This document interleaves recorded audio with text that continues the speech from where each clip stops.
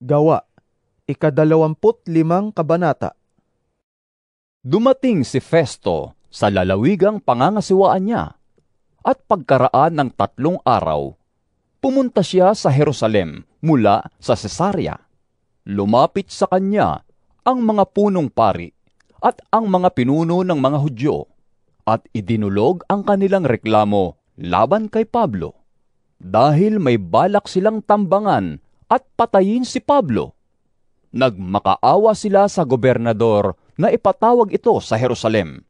Sumagot si Festo, Si Pablo'y nakabilanggo sa Cesarea, at babalik ako roon sa madaling panahon. Pasamahin ninyo sa akin ang inyong mga pinuno. Kung totoong may kasalanan siya, saka ninyo siya isakdal. Nagpalipas pa si Festo ng 8 o 10 araw sa Jerusalem, saka bumalik sa Cesarea. Kinabukasan, umupo siya sa hukuman at nag-utos na iharap sa kanya si Pablo. Pagdating ni Pablo, pinaligiran siya ng mga Hudyong galing sa Jerusalem. Nagharap sila ng maraming mabibigat na paratang laban sa kanya. Ngunit hindi nila napatunayan ang mga iyon. Sinabi ni Pablo bilang pagtatanggol sa sarili, Wala akong ginawang labag sa kautusan ng mga Hudyo, nilaban sa templo o sa emperador. Nais ni Festo na pagbigyan ang mga Hudyo, kaya't tinanong niya si Pablo. Nais mo bang pumunta sa Jerusalem upang doon kita litisin? Sumagot si Pablo, Naririto ako sa harap ng hukuman ng emperador. Dito ako dapat litisin. Wala akong nagawang pagkakasala sa mga Hudyo, at iyan ay nalalaman ninyo. Kung ako ay lumabag sa batas o nakagawa ng anumang bagay na dahil dito'y dapat akong parusahan ng kamatayan, hindi ako tututol. Ngunit kung walang katotohanan ng mga paratang nila sa akin, hindi ako dapat ibigay sa kanila. Sa emperador ako dudulog.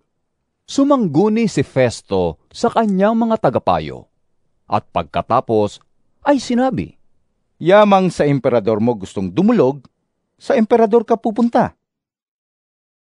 Makalipas ang ilang araw, dumating sa Cesarea si Haring Agripa at si Bernice upang bumati kay Festo. Nang matagal-tagal na sila roon, isinalaysay ni Festo sa hari ang tungkol kay Pablo. Sinabi ni Festo kay Haring Agripa, Si Felix ay may iniwan ditong isang bilanggo. Nang ako'y nasa Jerusalem, inireklamo ito sa akin ng mga punong pari at ng mga pinuno ng mga Hudyo, at hininging parusahan siya. Sinagot ko silang hindi kaugaliang Romano ang magparusa sa sinumang inireklamo hanggat hindi niya nakakaharap ang mga nagsasakdal sa kanya, at naipagtatanggol ang kanyang sarili laban sa paratang. Kaya't nang dumating sila rito, hindi na ako nag-aksaya ng panahon. Kinabukasan din, ipinatawag ko siya sa hukuman. Nang tumayo ang mga nagsasakdal, hindi nila siya pinaratangan ng anumang mabigat na pagkakasala na inaakala kong ipaparatang nila. Ang pinagtatalunan nila ay tungkol sa kanilang reliyon at sa isang tao na ang pangalay Jesus na patay na. Ngunit iginigiit ni Pablo na buhay. Hindi ko alam kung paano sisiyasatin ang bagay na ito. Kaya tinanong ko si Pablo kung nais niyang sa Jerusalem siya litisin. Ngunit tumutol siya at hiniling na ipaubaya sa emperador ang pagpapasya sa kanyang kaso. Dahil dito, pinabantayan ko siya upang ipadala sa emperador. Sinabi ni Agripa kay Festo, Gusto kong mapakinggan ang taong iyan. Mapapakinggan mo siya bukas. Tugon naman ni Festo. Kinabukasan, dumating sina Agripa at Bernice, kasama ang matataas na punong kawal at ang mga tanyag na tao sa lungsod. Buong karangyaan silang pumasok sa bulwagan ng hukuman, at iniutos ni Festo na si Pablo'y iharap sa kanila. Sinabi ni Festo, Haring Agripa at lahat ng naririto.